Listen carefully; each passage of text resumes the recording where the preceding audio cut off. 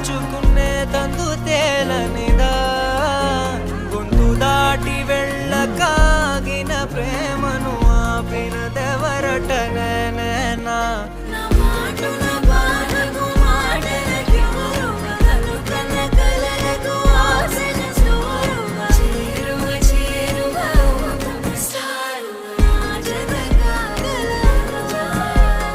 మనసును నడిపిన తొలి తొలి వెలుగు తలపును తడిపిన తొలకరి చిరుగు విరిసిన పెదముల చిరు చిరు నగవుకు నీవే కారణమా.